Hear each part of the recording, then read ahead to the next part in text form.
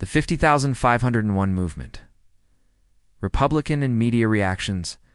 What is the 50,501 movement? The 50,501 movement refers to a national protest mobilization launched on April 5, 2025. In opposition to what organizers call the growing threat of authoritarianism in America. Central to their concern is the Heritage Foundation's Project 2025, a detailed proposal for reasserting executive control over federal agencies and reversing progressive policies in the event of a Republican presidency.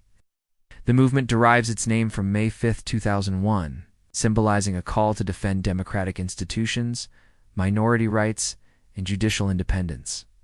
Critics argue the movement overstates its claims. Supporters argue it's a necessary firewall against anti-democratic overreach. Republican response to the 50,501 movement. 1. Political framing. Ideologically driven overreaction. Many Republicans have dismissed the 50,501 movement as alarmist, framing it as a meltdown by progressive activists, in anticipation of a Republican win in 2024, suggesting the movement is more about fear-mongering than genuine policy critique. Why? From the GOP's perspective, the backlash against Project 2025 is exaggerated. They argue the Heritage Plan is a legal and constitutional vision for restoring balance to an executive branch they see as weakened and ideologically hijacked by the left. Defending Project 2025.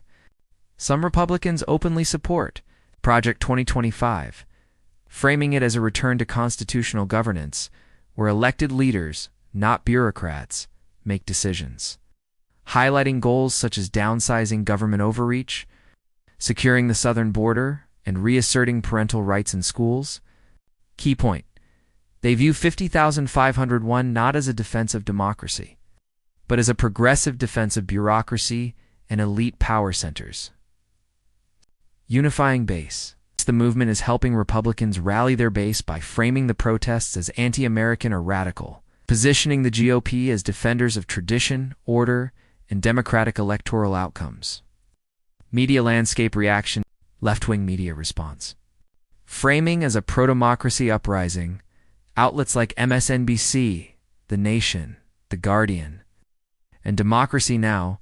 Portrayed 50,501 as a grassroots civil defense movement. Framed Project 2025 as an attempt to build an American authoritarian state, pointing to plans to centralize executive power rollbacks on LGBTQ protections, increased federal policing capacity. Criticism from the right. Republicans argue this portrayal is hysterical, failing to acknowledge that Project 2025 is a policy framework, it's not a coup plan. Emphasis on threat to minorities. Progressive media focused heavily on potential impacts on trans and queer communities, risks to immigrant protections, voting rights, and academic freedom. Rising influence of billionaire tech figures like Elon Musk as a risk to digital democracy. Right-wing commentators counter that this is fear-based storytelling, masking elite liberal interests under the guise of human rights. Right-wing media response. Minimal coverage and ridicule. Outlets like Fox News, The Daily Wire, Newsmax, and The Blaze gave limited airtime to 50,501, focusing on minor incidents. Mocked protest signs, comparing them to woke meltdown theater. Claimed the movement was manufactured by left-wing NGOs and tech elites. This approach reflects a belief that amplifying the movement gives it undue legitimacy.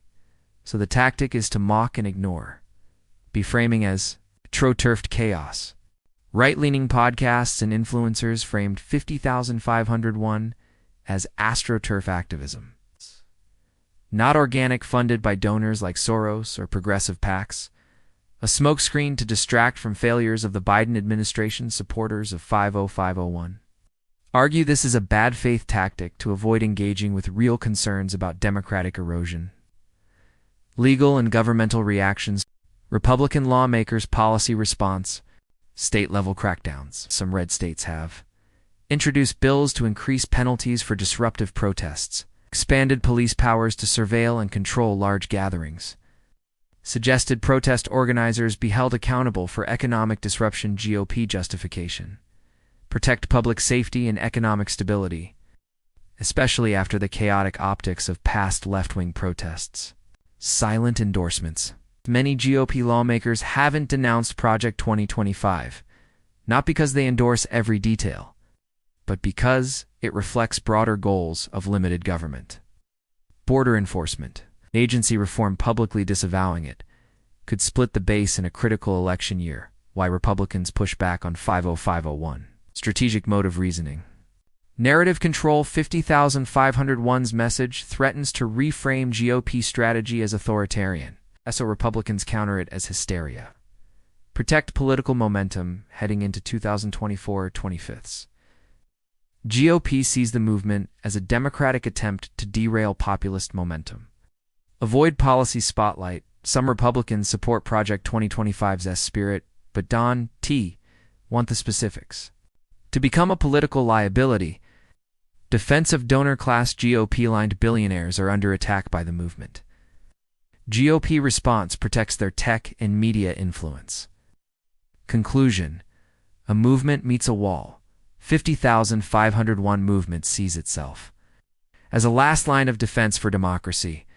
Republicans see it as an overblown, ideologically motivated stunt rooted in deep state fear of reform.